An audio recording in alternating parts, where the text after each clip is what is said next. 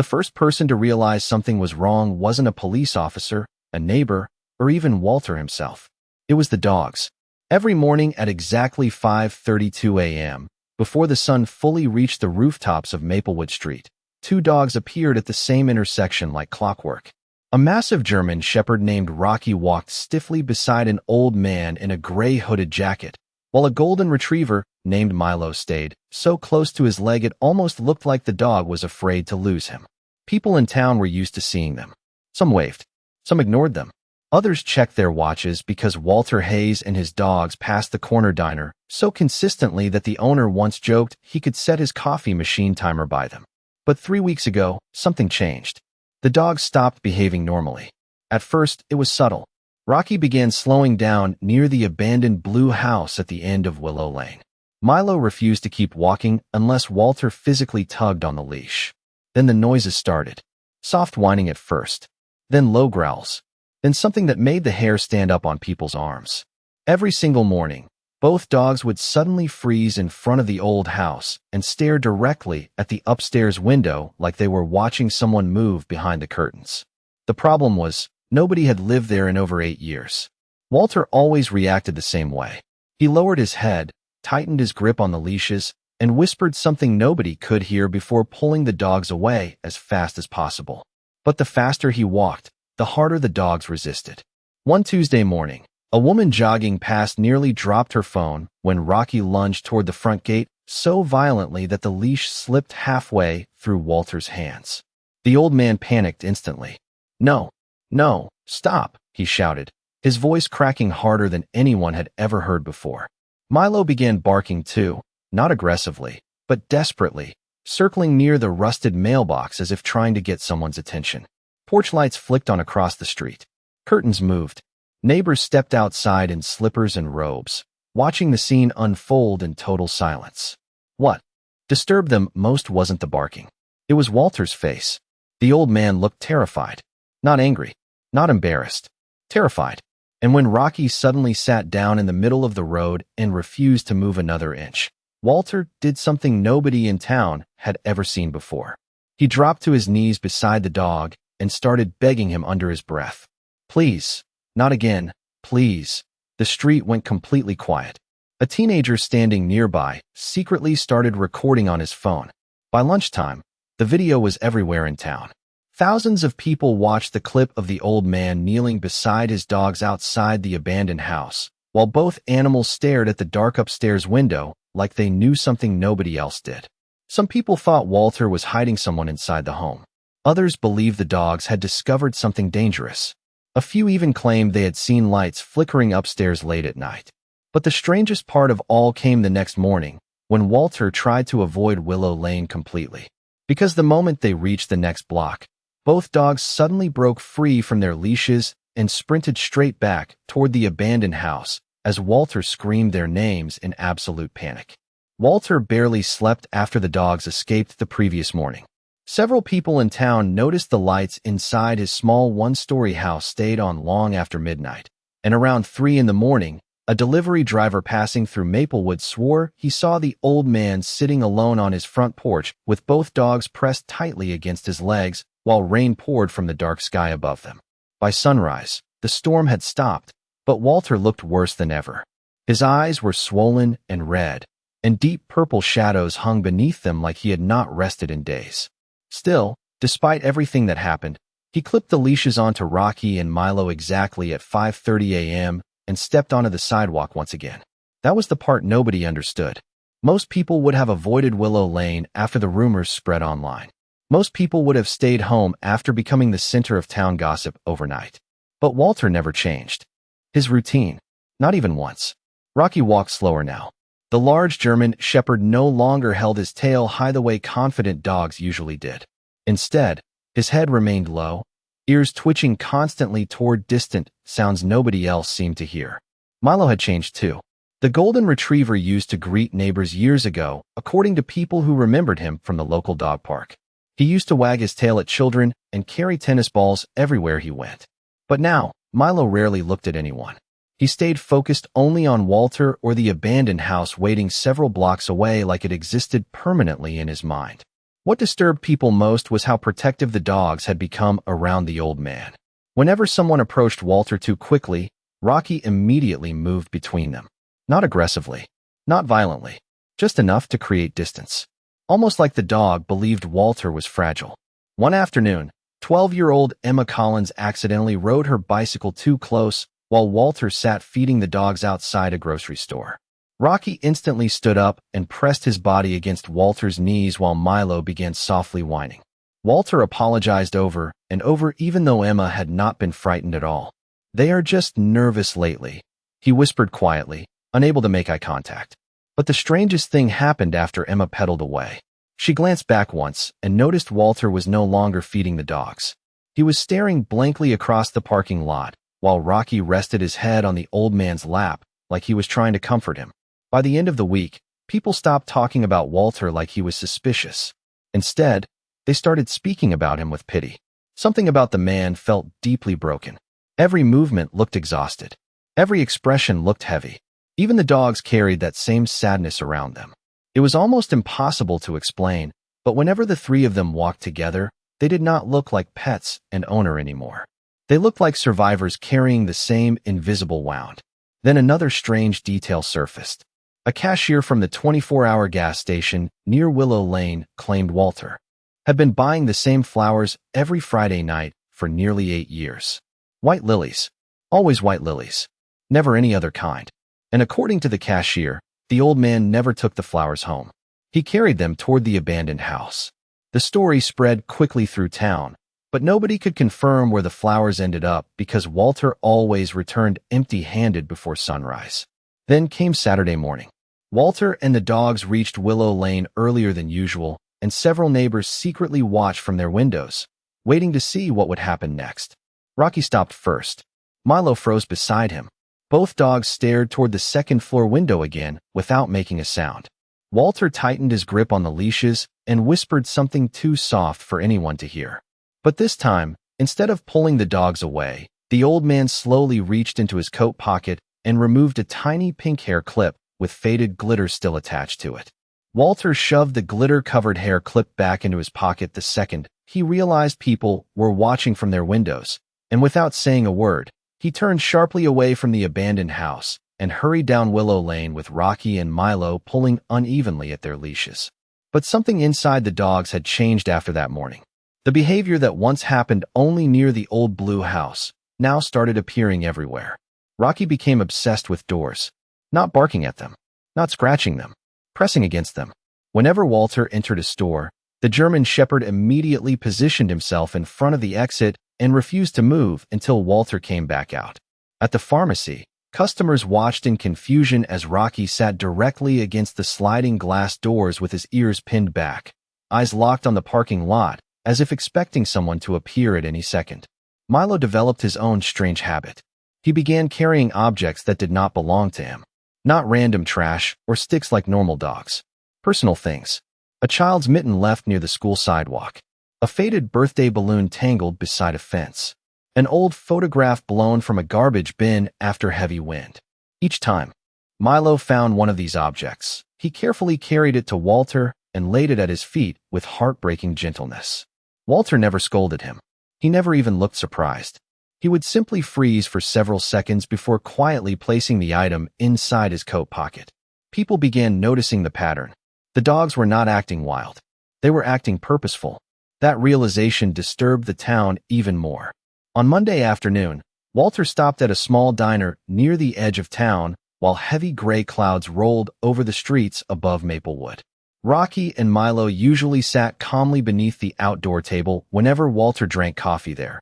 But that day, the second a little girl walked past wearing a bright yellow raincoat, both dogs reacted instantly.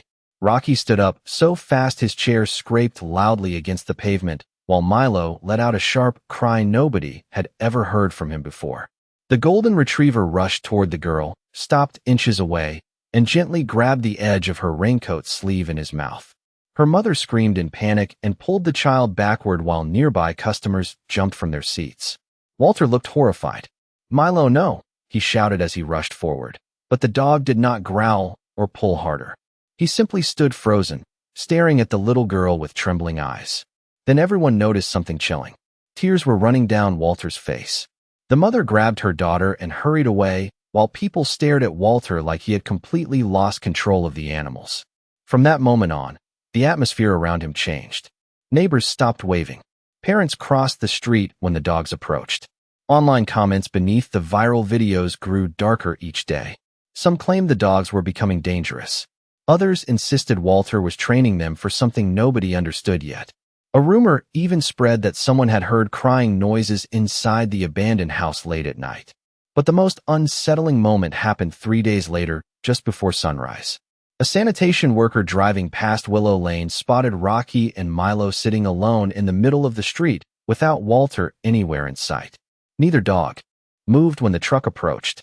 They sat perfectly still facing the abandoned house, while thick morning fog drifted across the pavement around them. Then slowly, at the exact same moment, both dogs lifted their heads toward the upstairs window and began wagging their tails like they were greeting someone standing inside. By the following week, Maplewood no longer saw Rocky and Milo as loyal dogs protecting a lonely old man. People began treating them like a warning sign. Parents whispered when they passed by. Shop owners quietly locked their doors earlier whenever Walter appeared on the sidewalk. Even neighbors who had known him for years suddenly avoided eye contact. The change happened slowly at first, then all at once.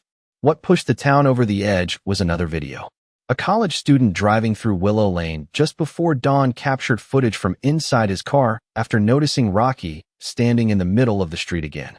In the recording, the German Shepherd refused to move while Milo paced frantically near the abandoned house. Then suddenly both dogs turned toward the second-floor window and started wagging their tails again. The disturbing part came seconds later. Walter appeared from the darkness carrying the same white lilies people had talked about online. But instead of walking toward the front door, he froze completely when he saw the dogs staring upward. The flowers slipped from his hands onto the wet pavement. Then Walter whispered something that the camera barely picked up. "You see her again, do you not?" The video exploded across social media by noon. People replayed the clip thousands of times, trying to understand who Walter was talking about. Some believed grief had finally damaged his mind. Others became convinced he was hiding someone inside the abandoned home. A few people even claimed the dogs were encouraging his delusions. What nobody noticed was how exhausted Rocky and Milo looked now. The dogs were losing weight. Their fur no longer shined the same way under sunlight. Milo especially seemed weaker each day, often slowing down halfway through walks and glancing nervously toward Walter whenever strangers approached. But instead of sympathy, their strange behavior only made people more uneasy. Then came the incident at Maplewood Elementary School. It happened during dismissal when dozens of children flooded the sidewalks outside the building. Walter usually avoided crowded areas, but construction on his normal route forced him to pass the school with the dogs just as classes ended. At first, everything seemed fine. Rocky stayed close beside Walter while Milo walked quietly near the curb. Then a little girl carrying a pink backpack stepped away from her mother and dropped a stuffed rabbit onto the pavement. The toy rolled several feet away toward the street. Before anyone could react, Milo suddenly bolted forward. Parents screamed instantly. A crossing guard rushed toward the child, while several people shouted for Walter to control his dogs. But Milo never touched the girl. He reached the stuffed rabbit first, gently picked it up in his mouth, and carefully carried it back toward her. The entire crowd fell silent for half a second. Then the little girl burst into tears anyway, frightened by the chaos around her. Her mother pulled her away quickly while angry voices erupted across the sidewalk. "Those dogs are unstable," one man shouted. "They should not be near children," another woman yelled. Walter tried apologizing repeatedly, but nobody listened anymore. Rocky stepped protectively in front of him as the crowd pressed closer, which only made people even more nervous. By evening, multiple complaints had reached the local police department and animal control office. The official concern was not aggression. That was what made the situation feel even crueler. Nobody could actually prove the dogs had harmed anyone. The real fear came from not understanding them. Rocky and Milo acted too emotional, too aware, too attached to things nobody else could see. And in a small town already consumed by rumors, that uncertainty became enough to turn suspicion into action. Late that night, Walter sat alone on his porch holding Milo close against his chest while Rocky paced anxiously near the driveway. A patrol car slowly pulled up in front of the house. Two officers stepped out alongside a woman wearing a dark county animal services jacket. Walter's face immediately lost all color when he heard the woman quietly say, "Sir, we received an order to evaluate the dogs for emergency removal tomorrow morning." Officer Dana Mercer had handled dozens of animal complaints in Maplewood over the years, but none of them felt like this one. Usually, dangerous dogs showed clear warning signs: aggression, unpredictable behavior, fear responses. Rocky and Milo showed none of those things during the late-night evaluation outside Walter's house. In fact, the moment Dana stepped onto the porch, both dogs moved closer together beside the old man like frightened children waiting for bad news. Milo especially would not stop trembling. Walter sat silently in the porch chair with one hand resting weakly against the retriever's back, while Rocky stared at the county animal services van parked across the street. Dana noticed something immediately that disturbed her. Neither dog was focused on escaping. They were focused entirely on Walter. Every time the old man coughed or shifted in his chair, both animals reacted instantly. Rocky lifted his head. Milo pressed closer. It almost looked rehearsed. The woman from Animal Services, Karen Doyle, explained the process in a calm, professional tone. The dogs would be transported temporarily for behavioral observation while the investigation continued. Walter barely responded. He simply nodded slowly as if he had expected this moment for a very long time. But when Karen reached down to attach a temporary county leash onto Milo's collar, something strange happened. The golden retriever suddenly backed away and disappeared behind Walter's chair. Not panicked, not resisting, searching. Milo began nosing frantically beneath the chair cushions until he pulled out a folded piece of paper hidden deep inside the fabric lining. The dog carefully carried the paper toward Walter and placed it directly into his shaking hands. Everyone froze. Walter's expression collapsed the second he saw it. "Where did you find this?" he whispered softly, more to himself than anyone else. Before Dana could ask what the note was, Walter quickly folded it again and slipped it into his coat pocket with trembling fingers. Karen looked irritated. "Sir, we need to continue." But Dana kept staring at the chair. Something about the moment did not feel random. Dogs did not retrieve hidden objects from furniture unless they had seen them placed there repeatedly before. And Milo had found the paper almost instantly, like he already knew exactly where it was. The observation stayed in Dana's mind long after they left the porch that night. The next morning, she returned alone before sunrise to complete additional paperwork. Walter's house looked quiet except for Rocky lying near the front window, watching the empty street outside. Dana knocked gently. No answer. But through the screen door, she heard soft music playing somewhere inside the home. After waiting a moment, she turned to leave when something caught her attention beside the porch steps. A small metal box sat partially hidden beneath an old flower pot. It was covered in dust except for one clean streak across the lid, as though something had recently brushed against it over and over again. Dana crouched lower. Dog fur clung to the edges. A lot of it. She opened the lid carefully. Inside were dozens of tiny objects arranged with impossible neatness. Hair ribbons, children's drawings, hospital bracelets, birthday candles, school photos. Every item belonged to a little girl. Dana slowly picked up one faded photograph near the bottom of the box. It showed a smiling young girl sitting between Rocky and Milo several years earlier, while Walter stood behind them with his hand resting proudly on her shoulder. Written across the back in faded marker were 4 words that made Dana's stomach tighten instantly. "For when she comes back." Footsteps suddenly creaked inside the house behind her. Dana quickly returned everything to the box just as Walter opened the front door. The old man looked pale and exhausted, but what unsettled Dana most was not his expression. It was Rocky. The German shepherd stood silently behind Walter, holding another folded note in his mouth. And instead of giving it to Walter this time, the dog walked directly toward Dana and gently dropped it at her feet.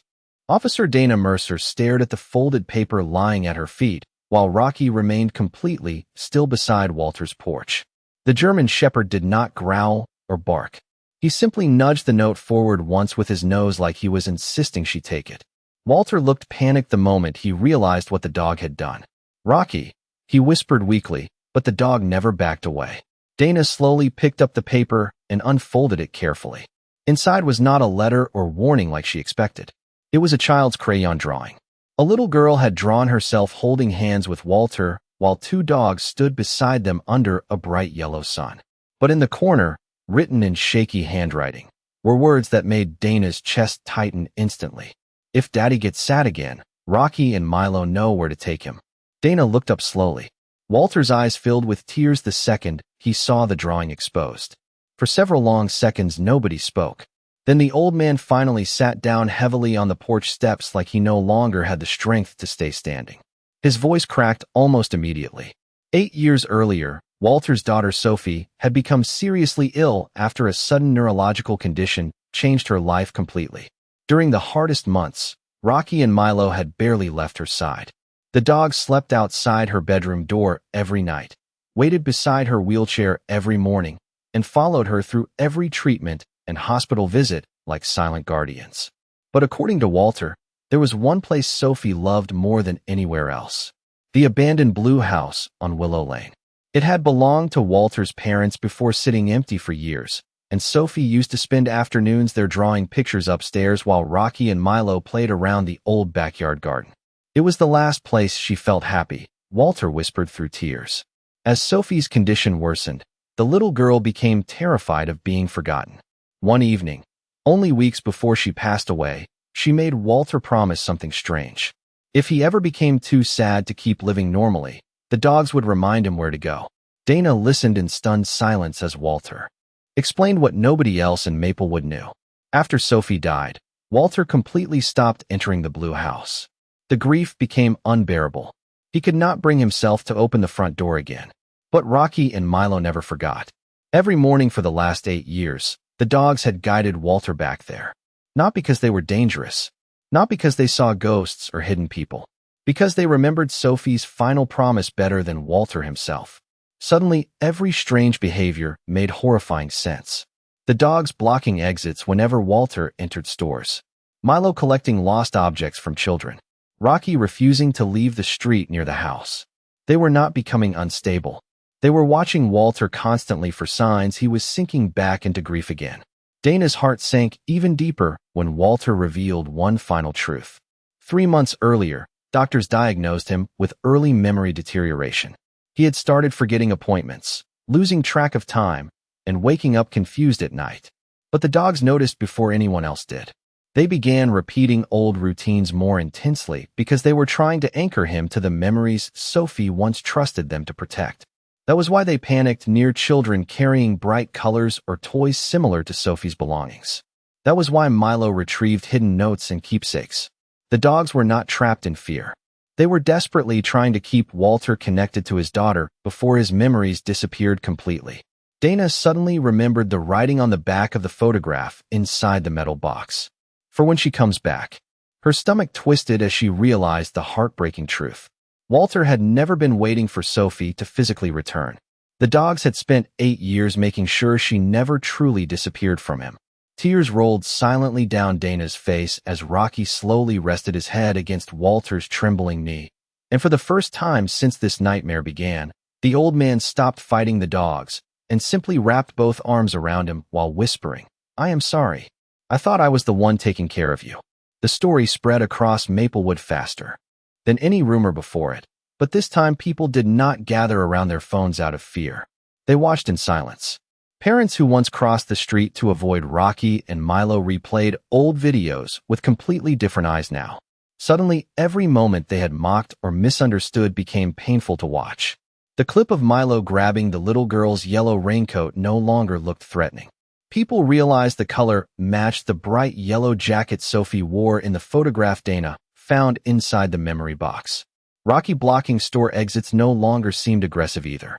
The dog had been making sure Walter did not wander away confused and alone. Even the strange objects Milo collected suddenly made heartbreaking sense. The mitten, the stuffed rabbit, the faded birthday balloon. They were not random items at all. They reminded the dogs of Sophie. And every time Walter drifted further into grief or forgetfulness, the dogs tried desperately to reconnect him to her memory using the only language they knew. Dana could not stop thinking about it. Neither could the rest of the town. The next morning, for the first time in weeks, Nobody filmed Walter when he stepped outside with the dogs. Instead, porch lights quietly turned on along Maplewood Street one by one as people watched him pass in complete silence. Rocky stayed close beside Walter as always, but Milo looked especially tired now, moving slower than before with his head lowered near the pavement. Halfway down Willow Lane, something unexpected happened. The same crossing guard who had once shouted at Walter outside the elementary school stepped away from the curb, holding a small paper bag in her hands. Without speaking, she knelt carefully beside Milo and pulled out a worn stuffed rabbit sewn together with fresh stitching along one side. "My daughter wanted him to have this," she whispered softly. Milo froze the second he saw the toy. The golden retriever gently took it from her hands and pressed it against his chest before slowly leaning his head against the woman's shoulder. The crossing guard immediately covered her mouth as tears filled her eyes. One by one, other people began stepping forward. 2. The diner owner placed fresh coffee beside Walter without charging him. The pharmacy cashier quietly handed him another bouquet of white lilies. Even Emma Collins, the little girl with the bicycle, left a handwritten note near Walter's porch that read, "The dogs did a good job remembering Sophie when everyone else forgot to ask." But the deepest moment came later that afternoon when Dana returned to Walter's house with Karen Doyle from Animal Services. Karen looked shaken before she even reached the porch. She carried a thick folder under one arm containing all the complaints filed against Rocky and Milo during the past month. Slowly, she sat down beside Walter and placed the folder onto his lap. "I am withdrawing the removal order," she said quietly. Walter stared at her in disbelief while Rocky immediately rested his paw against Karen's knee like he somehow understood what the words meant. Karen swallowed hard before continuing. "I spent all night reviewing the reports. Your dogs never tried to hurt anyone. Every single thing they did was connected to protecting you or preserving your daughter's memory." Walter lowered his head as tears slipped down his face again, but this time he was not crying alone. Even Karen could not hold back her emotions anymore when Milo slowly walked over carrying Sophie's crayon, drawing in his mouth once again. The retriever carefully placed the drawing into Karen's hands, then looked up at her with exhausted eyes that seemed almost human in their sadness. Nobody on the porch could speak for several seconds, because in that quiet moment, everyone finally understood the unbearable truth. For 8 years, 2 grieving dogs had carried a promise that even the adults around them had nearly forgotten. And instead of protecting them, the town had treated them like something to fear. Dana wiped tears from her face and looked directly at Walter before making a decision that changed everything. "We are not taking the dogs away," she said firmly. "We are going to help you keep their promise alive." 3 days later, something unusual happened on Willow Lane just before sunrise. For the first time in nearly a decade, lights turned on.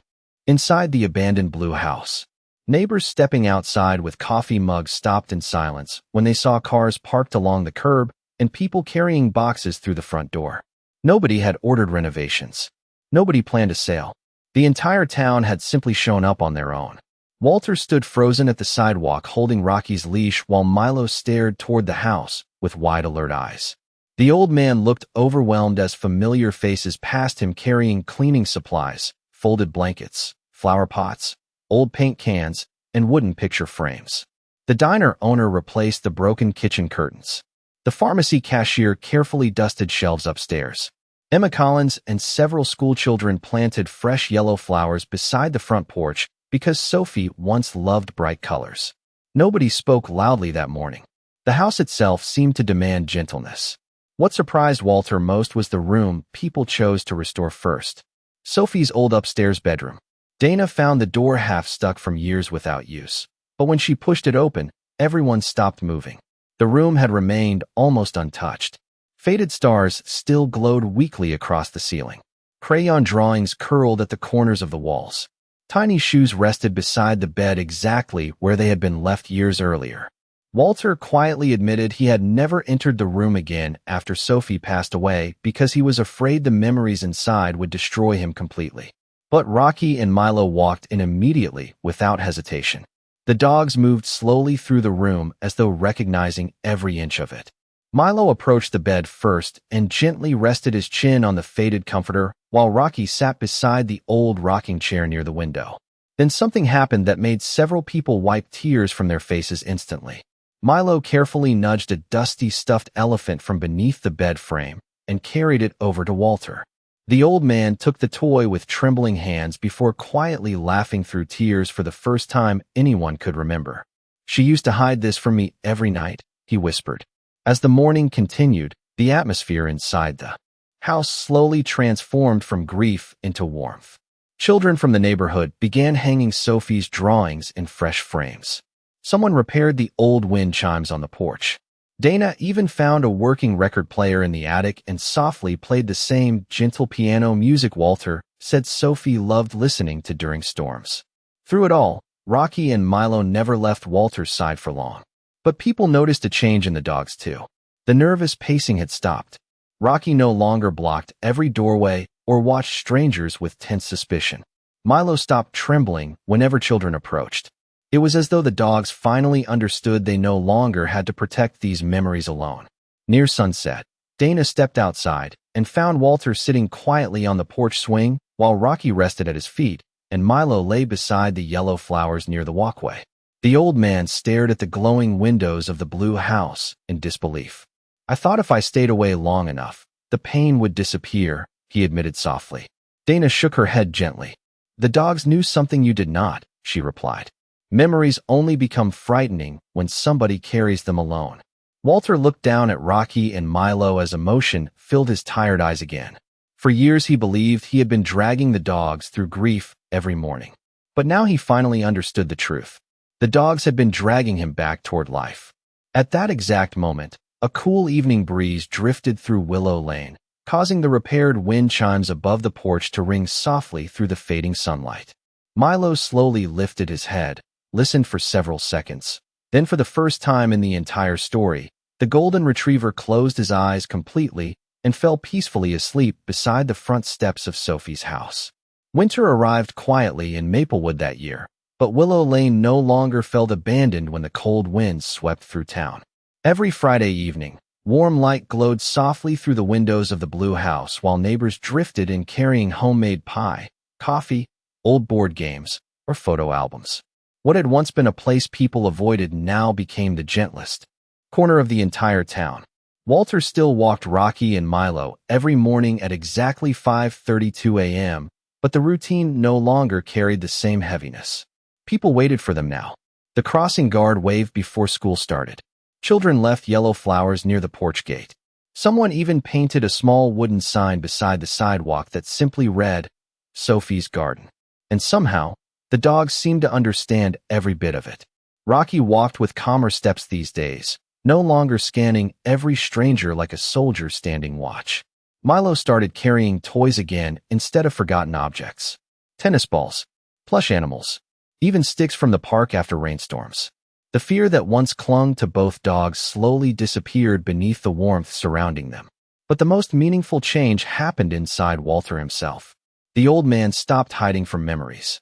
Some mornings he sat on the porch of the blue house telling neighborhood children stories about Sophie, while Rocky rested beside the swing and Milo wandered through the yellow flowers searching for squirrels. Other days, Walter simply sat quietly with the dogs and watched the sunlight reach the upstairs bedroom window Sophie once loved so much. He no longer looked terrified when the dogs pulled him toward the house. Now he followed willingly. One snowy afternoon near Christmas, Dana stopped by with several donated boxes filled with children's books and art supplies after hearing local families wanted to turn part of the blue house into a small reading room for neighborhood kids. Walter looked stunned as volunteers carried shelves inside, while children hung paper snowflakes across the hallway ceiling. Then Milo suddenly disappeared upstairs. A few moments later, the golden retriever carefully came back down carrying Sophie's old crayon drawing again. The same picture of the little girl holding hands with her father between Rocky and Milo under the bright yellow sun. Without anyone asking him, Milo walked directly to the center of the room where the new bookshelf stood and gently placed the drawing beside it. The entire room went silent. Walter slowly stepped forward and picked up the picture with trembling hands. Then, for the first time since Sophie passed away, he did something nobody expected. He framed the drawing and hung it openly on the wall for everyone to see. No hiding it inside coat pockets. No locking it away inside memory boxes. Rocky quietly sat beneath the picture afterward while Milo curled up nearby, watching children laugh around the room, Sophie once filled with drawings and music. Dana noticed something else too. The dogs no longer stared constantly at the upstairs window. They no longer froze in panic whenever Walter forgot something small or drifted into sadness. It was as though the burden they carried for 8 long years had finally grown lighter, because other people were helping carry it now too. Late that evening, after the snow settled softly across Willow Lane, Walter stepped outside alone with Rocky and Milo following close behind. The street was peaceful. Warm yellow light glowed from the windows behind them, while distant laughter echoed gently through the old house. Walter looked down at the dog standing beside him and smiled through quiet tears. "You kept your promise better than I kept mine," he whispered softly. Rocky leaned calmly against his leg while Milo rested beside the flower garden, covered in fresh snow. Above them, the repaired wind chimes sang softly in the winter air. And for the first time in many years, nothing about Willow Lane felt haunted anymore. Because sometimes the ones holding a broken family together are the ones nobody thinks to thank.